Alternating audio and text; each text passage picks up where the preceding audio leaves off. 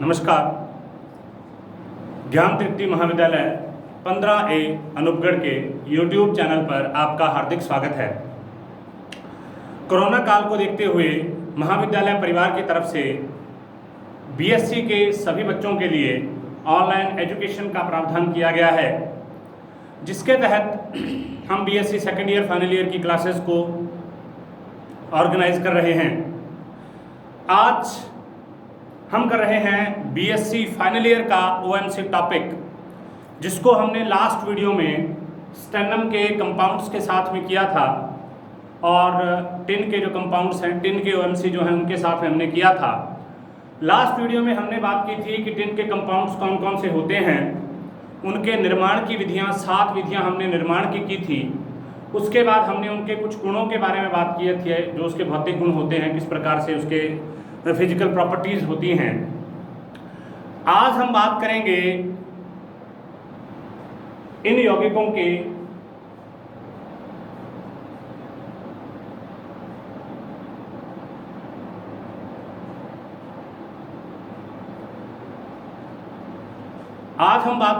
इन यौगिकों की रासायनिक गुणों के बारे में, किस प्रकार से इन यौगिकों के रासायनिक गुण होते हैं। देखिए, टॉपिक हमारा है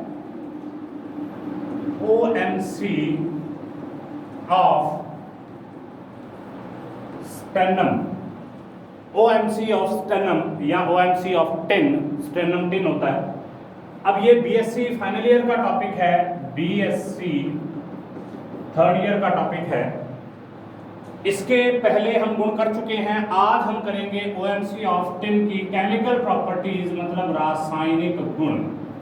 केमिकल प्रॉपर्टीज मतलब रासायनिक गुण, और इसी के साथ हम बात करेंगे इसकी संरचना के बारे में, और संरचना के बाद में हम बात करेंगे कुछ अन्य कंपाउंड्स जो हमारे सिलेबस में दे रखे हैं। एल्युमिनियम के, टाइटेनियम के दे रखे हैं, एल्युमिनियम के हो गए, टाइटेनियम के जो दे रखे हैं, जिनमें सबसे स्पेसिफिक है जिगलर नाटा उत्प्रेरक, उसके बारे में बात करेंगे। तो सबसे पहले इसकी अभिक्रिया, रासायनिक गुणों में अभिक्रिया है reaction with metal halide. Reaction with metal halide मतलब धात्विक हैलाइडों के साथ में किस प्रकार से अभिक्रिया करता है। तो होता क्या है, धात्विक हैलाइडों के साथ अभिक्रिया करके इससे अन्य कारक धातु यौगिकों का निर्माण किया जाता है, एल्किलीकरण करता है यह धात्विक हैलाइड का। देखिए रिएक्शन किस तरीके से होगी। मान लीजिए हमारे पास है CH3 की 4SN, टेट्रामेथिल स्टेनम है। ये रिएक्शन करेगा GaCl3 के साथ में। GaCl3 गैलियम ट्राइक्लोराइड है। ये क्या है, मेटल हैलाइड है। यहाँ पर ये मेटल है और ये हैलाइड है, मेटल हैलाइड है। इसके साथ में रिएक्शन करेगा तो देखिए इससे कौन सा प्रोडक्ट बनता है। एक तो बनेगा CH3 की थ्राइस SnCl प्लस दूसरा प्रोडक्ट बनेगा CH3 GaCl2। तो एक अन्य प्रकार का ऑर्गेनोमेटेलिक कंपाउंड बन गया ये। देखिए यहाँ पर ऑर्गेनोमेटेलिक कंपाउंड में क्या था, अकेला SN था।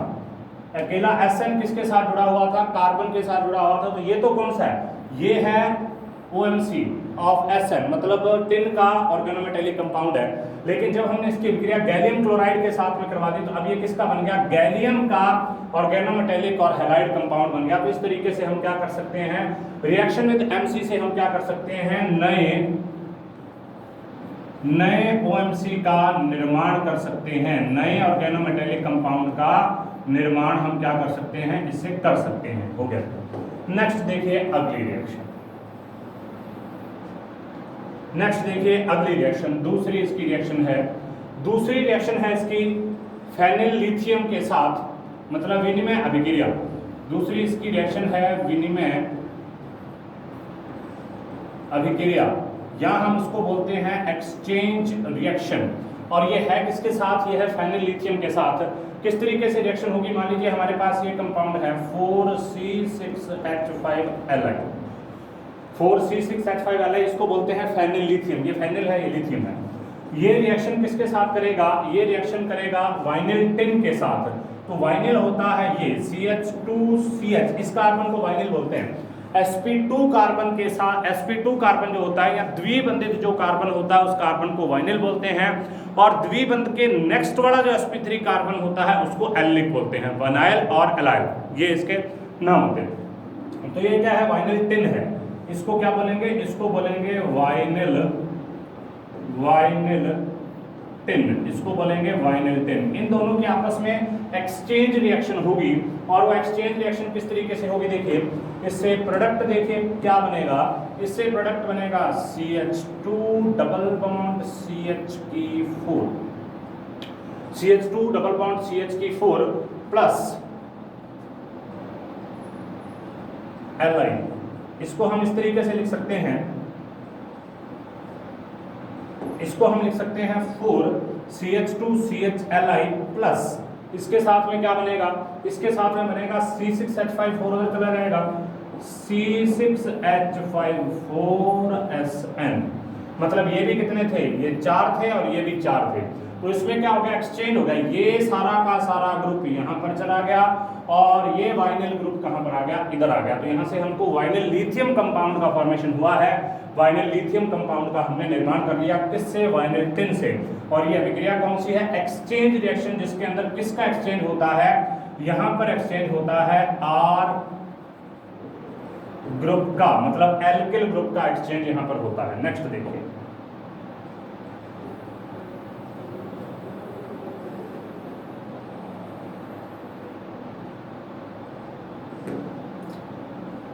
थर्ड रिएक्शन देखिए, थर्ड रिएक्शन है tetra alkyl tin react with halogen. Third reaction किसके साथ है, रिएक्शन विद हैलोजन, X2 के साथ रिएक्शन करेंगे हम, ठीक है, रिएक्शन विद हैलोजन या रिएक्शन विद HCl। मतलब हाइड्रोजन हैलाइड के साथ में भी रिएक्शन हो सकती है या डायरेक्ट हैलोजन के साथ में भी रिएक्शन हो सकती है। देखिए किस प्रकार से होगी, देखिए रिएक्शन है C2H5 की 4SN प्लस Br2, ये क्या है, हैलोजन है। देखिए अगर हम सामान्य तौर पर बात करें तो वर्ग 17 आवर्त सारणी का वर्ग 17 17th ग्रुप क्या कहलाता है, हैलोजन कहलाता है। हैलोजन हमारे जो सामान्य तौर पर हैलोजन है, ये 4 हैलोजन हम यूज करते हैं, फ्लोरीन, क्लोरीन, ब्रोमीन, आयोडीन, एस्टेटिन भी होता है, लेकिन वो रेडियोएक्टिव होने के कारण उसका यूज नहीं किया जाता। तो यहाँ पर हम क्या कर रहे हैं, रिएक्शन विद X2 HCl, और रिएक्शन किसकी चल रही है, OMC ऑफ स्टेनम की। तो डायरेक्ट रिएक्शन इसकी होगी, डायरेक्ट रिएक्शन जब इसकी होगी तो देखिए इससे किसका फॉर्मेशन होगा, इससे फॉर्मेशन होगा C2H5 की थ्राइस SnBr प्लस। देखिए यहां से ये इधर चला गया आगे और आ जाएगा C2H5, बच गया एक, तो ये क्या बनेगा C2H5Br। मतलब इससे एल्किल हैलाइड का फॉर्मेशन होता है। ब्रोमीन अगर इसके साथ अभिक्रिया करता है तो एल्किल हैलाइड का फॉर्मेशन होता है और एक ऑर्गेनोमेटेलिक कंपाउंड का निर्माण होता है जिसमें हैलोजन ऐड होता है। अब इसी तरीके से एक और इसकी रिएक्शन करते हैं, वो रिएक्शन है C2H5 की 4SN प्लस HCl। अब देखिए यहां से क्या होगा, यहां से फॉर्मेशन होगा एल्केन का। किस तरीके से, देखिए यहां पर क्या है, एक तो ये बन जाएगा C2H5 की थ्राइस SN का SN आ गया SnCl, ये बन गया प्लस यहां से एक C2H6 निकलेगा, यहां से एक हाइड्रोजन यहां पर आ गया, एक हाइड्रोजन यहां पर आ गया, तो क्या बन गया देखिए C2H6। तो इसका मतलब ऊपर वाली अभिक्रिया से रिएक्शन विद हैलोजन से तो हम बनाते हैं एल्किल हैलाइड और रिएक्शन विद HCl से हम बनाते हैं एल्केन। नेक्स्ट देखिए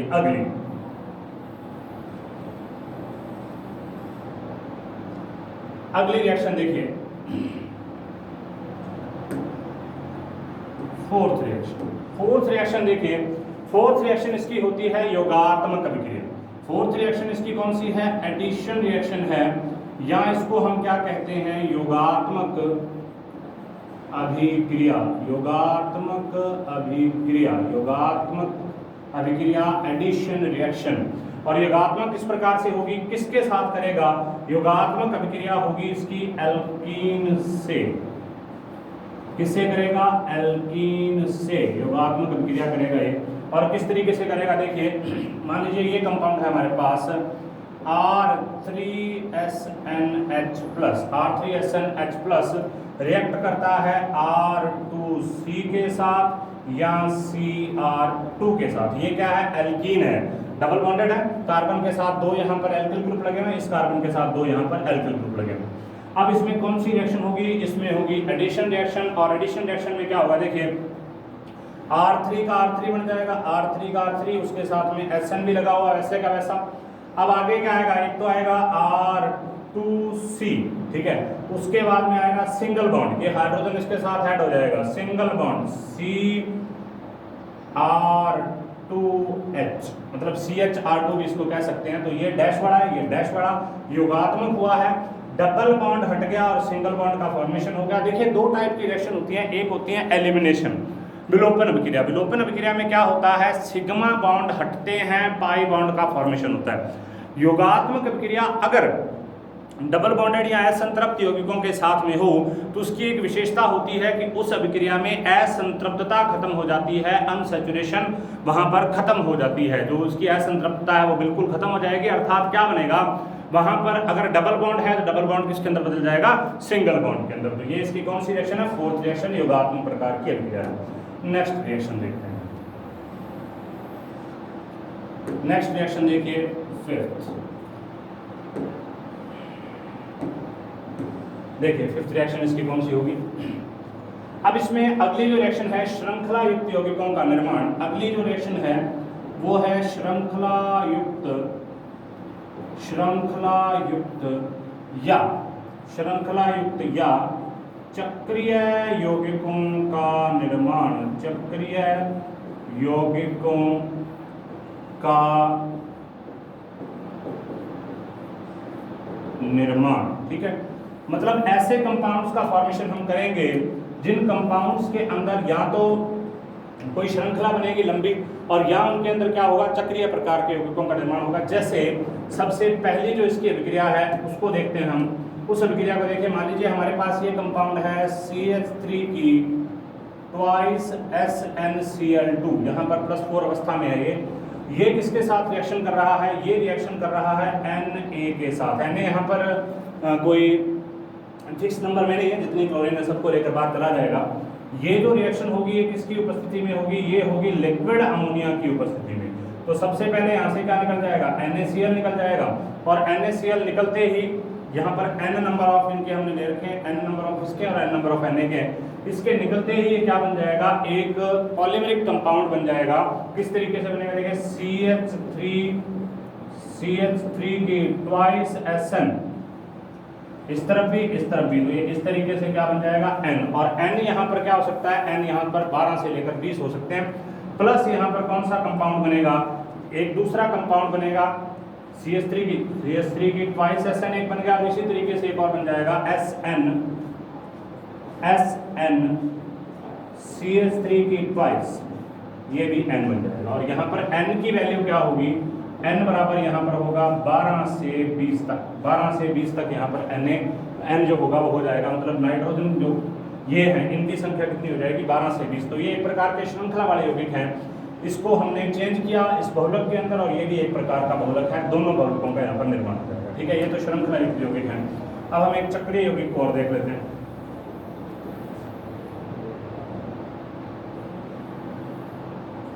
ठीक है। अब हम देखते हैं एक चक्रीय यौगिक को किस प्रकार से निर्मित होगा।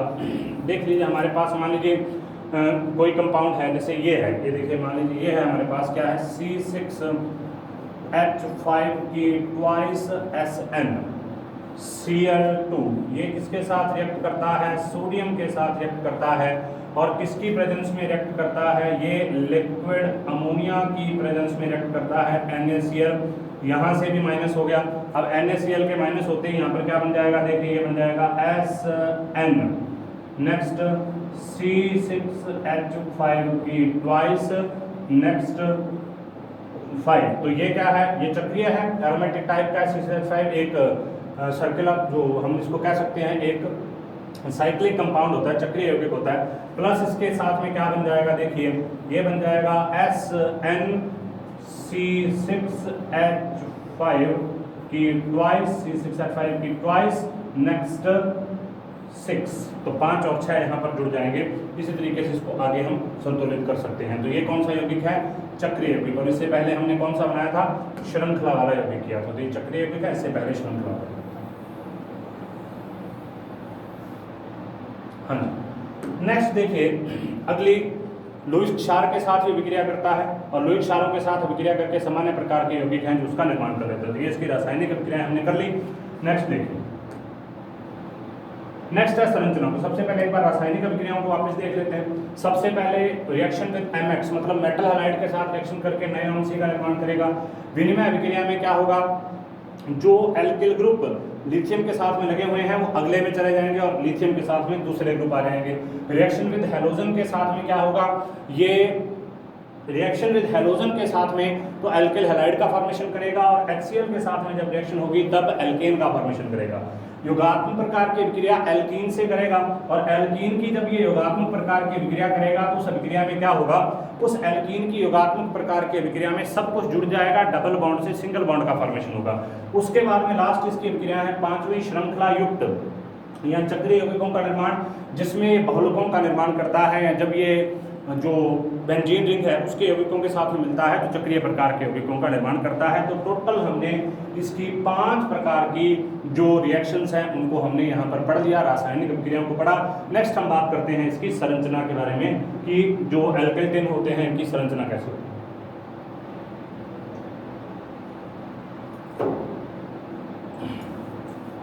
नेक्स्ट देखिए, अगला हमारा टॉपिक है संरचना। हम बात कर रहे हैं OMC ऑफ स्टेनम की और अगला हमारा जो टॉपिक है वो है संरचना या स्ट्रक्चर। ठीक है, संरचना या स्ट्रक्चर इसकी किस प्रकार की होती है उसके बारे में हम यहाँ पर बात करेंगे। देखिए, तो सबसे पहले हमारे पास में जो स्ट्रक्चर होगी वो होगी टेट्रा एल्किल की। या हमारे पास में पहला जो कंपाउंड है वो होता है Me3SnClO4। ठीक है, ये कंपाउंड है। अब इस कंपाउंड की स्ट्रक्चर यहां पर देखिए,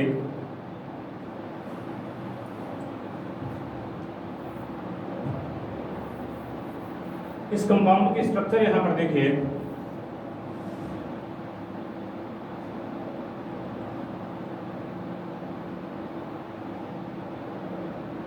देखिए Me3SnClO4 की स्ट्रक्चर आपके सामने यहाँ पर प्रदर्शित की गई है, जिसके अंदर देखिए क्या कुछ है। यहाँ पर 3 मैथिल ग्रुप हैं, एक स्टेनम है और एक ClO4 है। यहाँ पर ClO4 की जगह X यहाँ पर कुछ भी हो सकता है, मतलब यौगिक कौन सा होता है? ट्राई एल्किल टिन टाइप का यौगिक है ये। हम यहाँ पर किसकी स्ट्रक्चर कर रहे हैं? हम यहाँ पर कर रहे हैं ट्राई एल्किल टिन की स्ट्रक्चर कर रहे हैं, ट्राई एल्किल टिन की स्ट्रक्चर कर रहे हैं, जिसके अंदर जिसका सामान्य फार्मूला क्या होता है? इसका सामान्य फार्मूला होता है R3SNX टाइप का सामान्य फार्मूला होता है। ठीक है, अब देखिए इसकी स्ट्रक्चर किस तरीके से बनेगी। इसकी स्ट्रक्चर में यहाँ पर 3 मैथिल है स्टेनम के साथ में, और हमेशा जो ऋणावेशित होगा या नेगेटिव चार्ज वाला होगा वो किसकी तरह काम करेगा? वो काम करेगा सेतु बंध की तरह।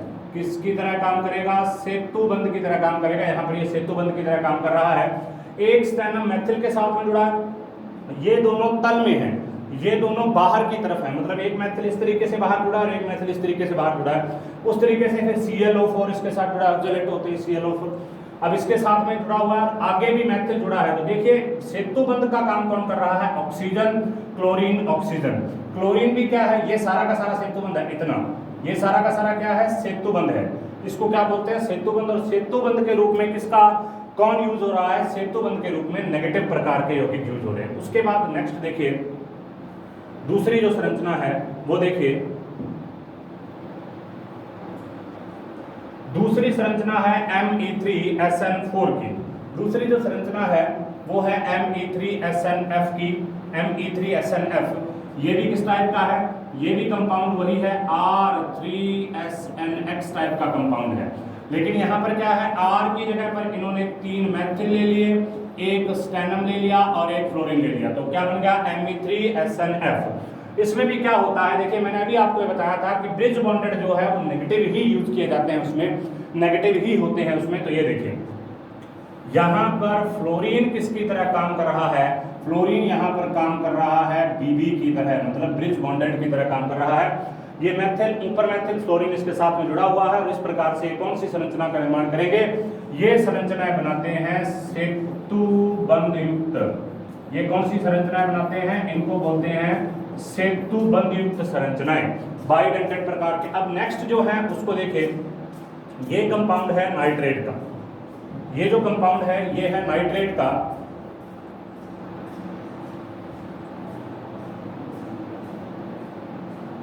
ये कंपाउंड है नाइट्रेट का। अब इसकी जो स्ट्रक्चर होती है देखिए वो क्या है, ये है Me की ट्वाइस Sn और NO3 की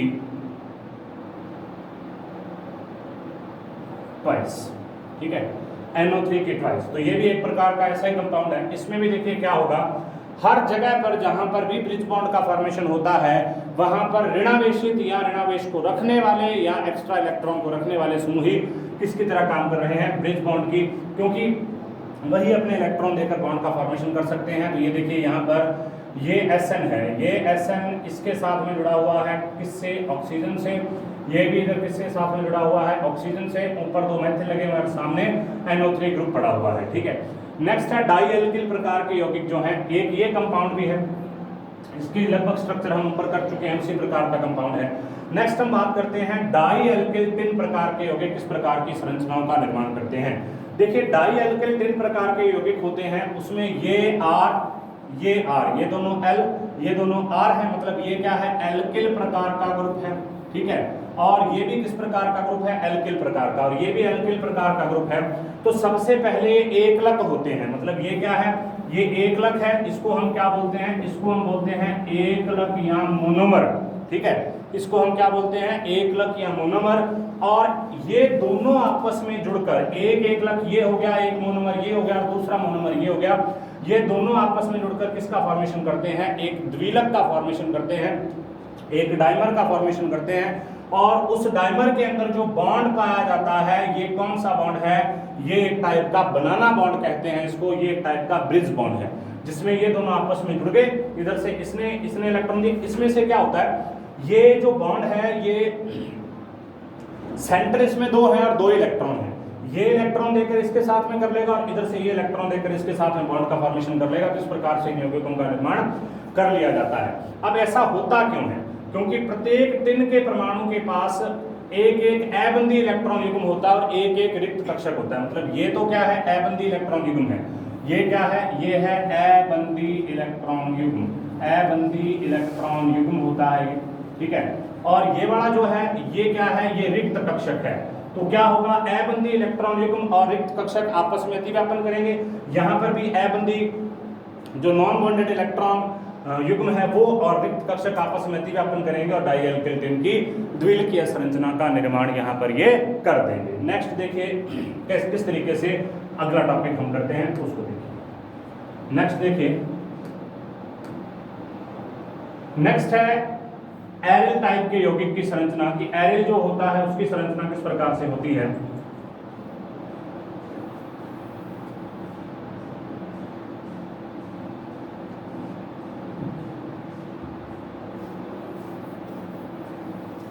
अब यहां पर हम बात कर रहे हैं एरिल यौगिक की संरचना के बारे में, जो कि एरोमेटिक टाइप का होता है। ये कौन सा यौगिक है, ये है एरोमेटिक OMC ऑफ स्टेनम, मतलब स्टेनम का एरोमेटिक कंपाउंड, जिसके अंदर क्या है, जिसका फार्मूला होता है PH2 diphenyl stannum. Diphenyl stannum के 6 हैं यहाँ पर आपस में जुड़ते हैं। देखिए ये स्टेनम, ये एक डाइफेनिल है, ठीक है, ये दूसरा डाइफेनिल है, ये तीसरा डाइफेनिल है, ये चौथा डाइफेनिल है, ये 5वां डाइफेनिल है और ये 6ठा डाइफेनिल है। आपस में स्टेनम से स्टेनम जुड़ा हुआ है, मतलब धातु से धातु आपस में जुड़ी हुई है, क्योंकि फाइनल की तो संरचनाएं सारी कंप्लीट हैं।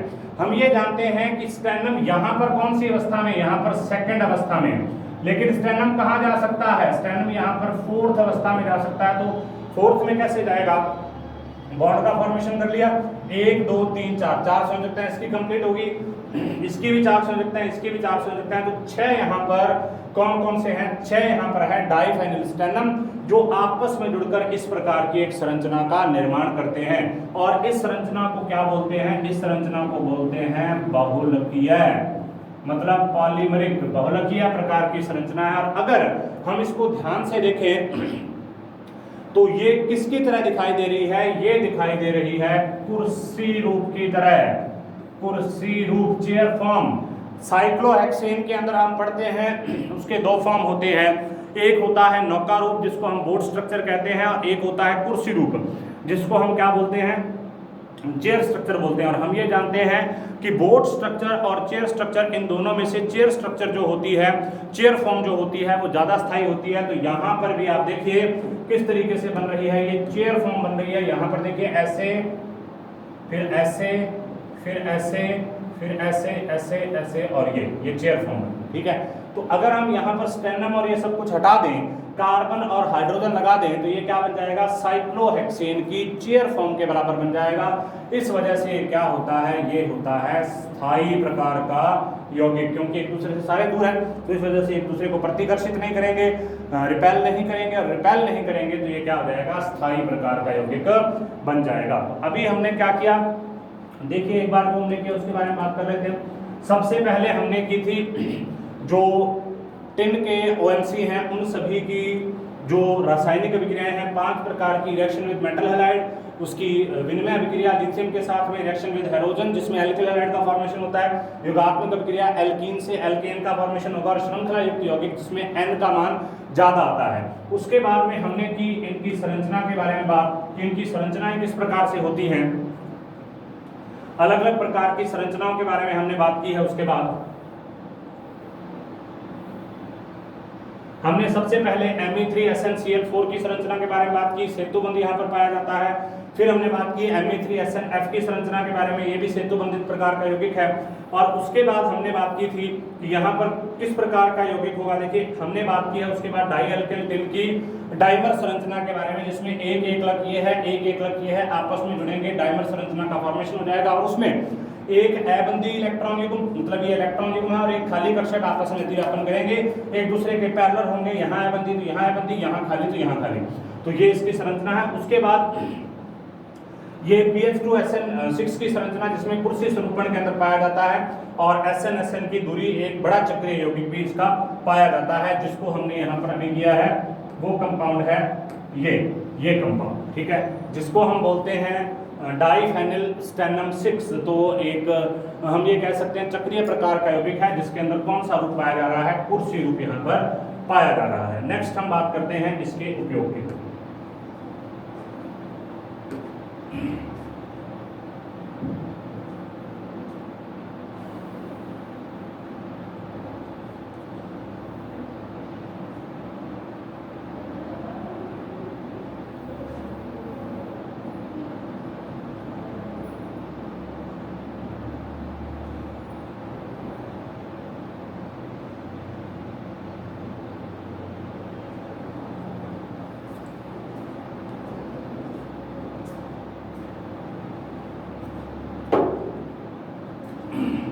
अब हम बात करेंगे उपयोग के बारे में। देखिए सबसे पहला जो इनका उपयोग है, ओलेफिन यौगिकों में उत्प्रेरक के रूप में किया जाता है। सबसे पहला इसका उपयोग है उत्प्रेरक के रूप में। उत्प्रेरक के रूप में इनका उपयोग किया जाएगा। देखिए ओलेफिन होते हैं ऐसे कंपाउंड जिनके अंदर डबल बॉन्ड पाया जाए। ओलेफिन जो होते हैं उनके अंदर हम किसका उपयोग करते हैं, टेट्राएथिल टिन का या टेट्राफेनिल टिन का उपयोग करते हैं उत्प्रेरक के रूप में। दूसरा पॉलीएथिलीन प्राप्त करने की विधि में पॉलीएथिलीन, दूसरा है पॉलीएथिलीन प्राप्त करने की विधि में पॉलीएथिलीन, पॉलीएथिलीन प्राप्त करने की विधि में भी इसका क्या प्रयोग किया जाता है, उत्प्रेरक के रूप में प्रयोग किया जाता है।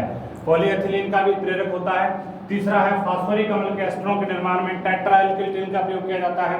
उसके बाद डाईएल्किल डाईहैलाइड को रेजिन जो होते हैं उनके स्थायीकरण में, और लैक्टोन जो एक प्रकार से हम ये कह सकते हैं कीटोन उत्पाद है, लैक्टिक एसिड से बनता है ये, तो उससे भी इसका यूज किया जाता है। उसके बाद वाइनिल टिन डाईहैलाइड का उपयोग किया जाता है रबड़ को बनाने में, पेट्रोलियम को डालने में।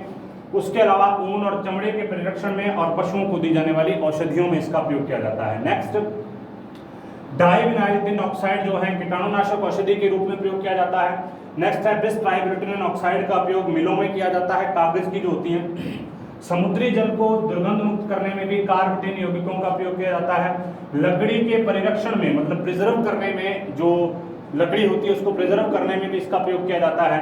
खेतों में कीटनाशी के रूप में, और पीवीसी के स्थायीकरण में भी इसका उपयोग किया जाता है। पीवीसी को स्टेबलाइज करने में, जिससे कि हम उसका लंबे टाइम तक यूज कर सकें, उसको स्टेबलाइज करने में भी हम इसका उपयोग करते हैं। ठीक है, तो आज हमने यहाँ पर बात की थी टिन के जो कंपाउंड्स हैं उनके बारे में, कि टिन के कौन कौन से कंपाउंड होते हैं, सबसे पहले वो कैसे होते हैं, उसके बाद उसके जो बनाने की विधियां हैं उसके बारे में बात की, उसके बाद उसके भौतिक गुणों रासायनिक गुणों के बारे में बात की, और बाद में हमने उसकी संरचना को देखा, जिसमें पीएच की ट्वाइस SN6 की संरचना सबसे महत्वपूर्ण है, और एक है Me3SnClO4 की संरचना। और उसके बाद में हमने देखा कि जो डाईएल्किल टिन होते हैं ये आपस में डाइमर के रूप में पाए जाते हैं। नेक्स्ट हमने इसके उपयोग के बारे में पता किया है, और ये जो उपयोग है बहुत महत्वपूर्ण है। 2016 के एग्जाम में 4 नंबर का क्वेश्चन यहाँ से आया है कि इसके उपयोग किस प्रकार से होते हैं, तो इसके उपयोग भी आपको यहाँ पर पढ़ने हैं।